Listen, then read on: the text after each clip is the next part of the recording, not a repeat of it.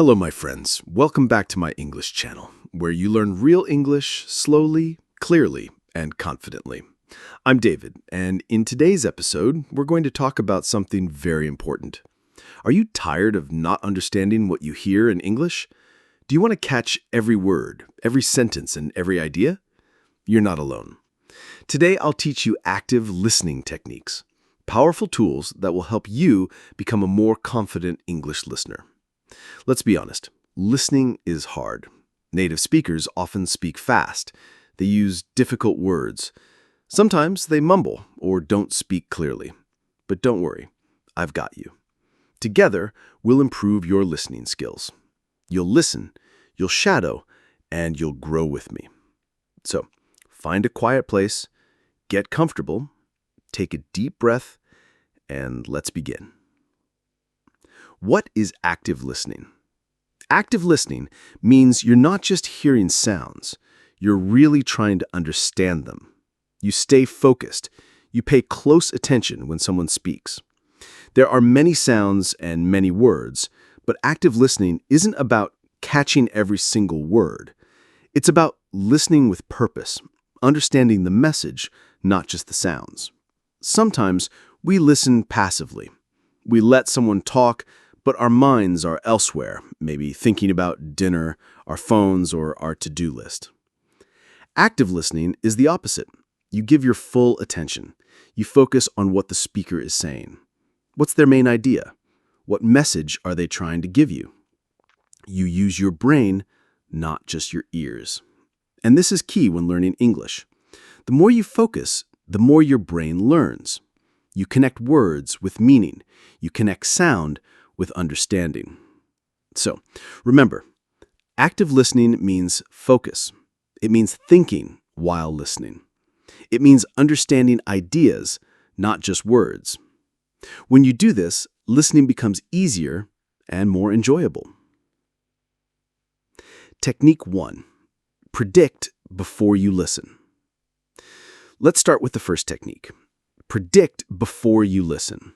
What does predict mean? It means to guess what will happen, to make a smart guess before something starts. When we say predict before listening, we mean try to guess what the speaker will say before you hear them. Why is this helpful? Because it prepares your brain. Your brain starts thinking about possible words, topics, and ideas. Here's an example.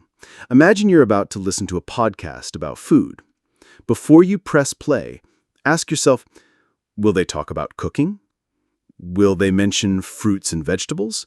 Will I hear words like sweet, spicy, or delicious? Now, when the speaker starts, your brain is already warmed up, just like stretching before you exercise. Here's another example. Before watching a travel video, ask yourself, will I hear words like ticket, passport, or flight? Even if your guess isn't perfect, that's okay. Your brain is more ready to understand. So, before you listen next time, pause for 10 seconds and ask yourself, what is this about? What words or topics might I hear? This small step makes a big difference. Technique 2. Listen for main ideas, not every word. Many learners try to understand every single word, but that's not necessary. When native speakers talk, they often use slang, idioms, or unfamiliar vocabulary. And that's okay. You don't need to stop and check the dictionary every time. Instead, focus on the main idea. What's the overall message? Here's an example. I didn't go to the party because I had a splitting headache. You might not know the word splitting, but you can understand he didn't go to the party. He had a headache. That's why he stayed home. Even if you miss one word, you still get the message. Another example. We ran into some unexpected delays at the airport, but we finally made it to Paris last night. You might not know unexpected or delays, but something happened at the airport.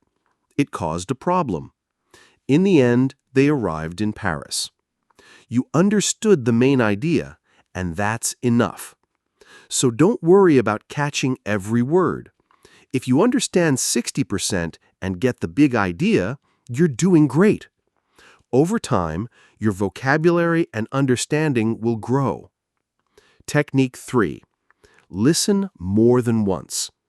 One of the best things you can do is listen more than once. The first time you listen, your brain is just catching the sound. You're getting used to the speaker's voice, speed, and accent. The second time, your brain already knows what's coming. Now you hear more, understand more, and catch details you missed before.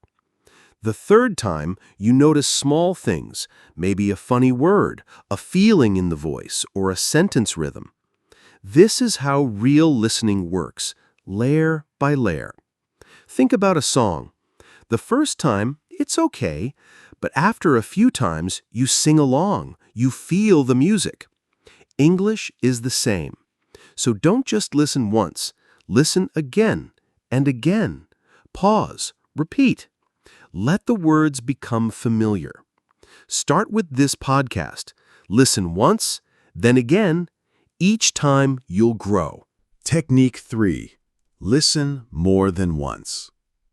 One of the best things you can do is listen more than once. The first time you listen, your brain is just catching the sound.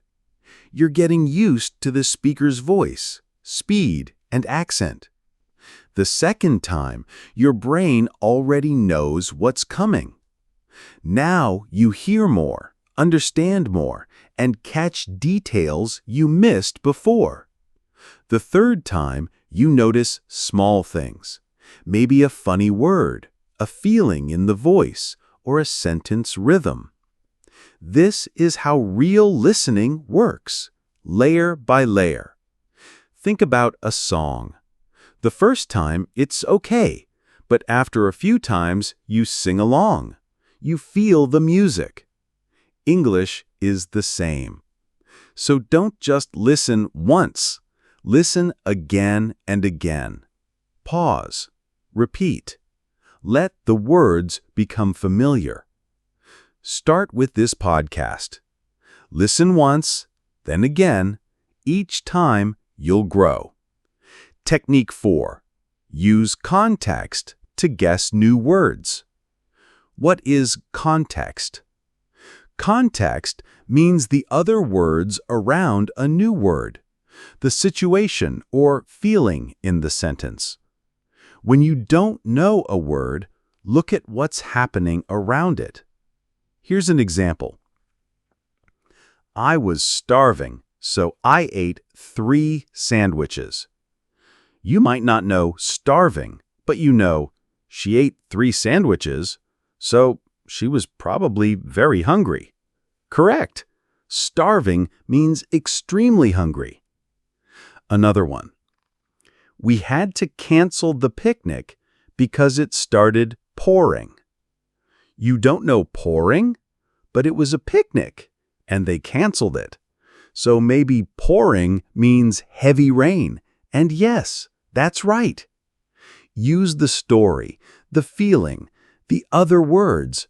That's how your brain can guess meaning without a dictionary. Even native speakers do this in English or their own language. So, next time you hear a new word, don't stop. Don't panic. Keep going.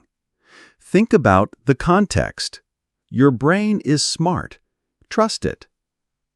Technique 5. Don't multitask. Stay focused.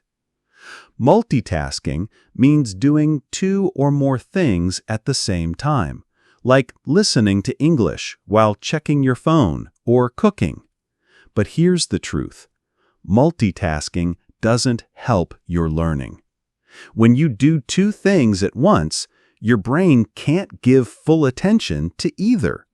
You miss words. You forget ideas. You don't learn deeply. Instead, create a short English time, maybe just 10 to 15 minutes a day, and focus only on listening. No phone, no walking, no distractions. Just sit. Close your eyes, listen. Or watch the speaker's face if it's a video. Think of it like a conversation with a friend. You wouldn't scroll your phone while your friend talks, right? You look at them, you listen, you care. Treat English the same way. Give it your time. Give it your focus, even for a few minutes. That's how real learning happens. Thank you for joining me today. Remember, predict before you listen. Focus on the main idea. Listen more than once. Use context to guess new words. Stay focused, don't multitask. Keep listening, keep learning, and most importantly, keep believing in yourself. Bye for now.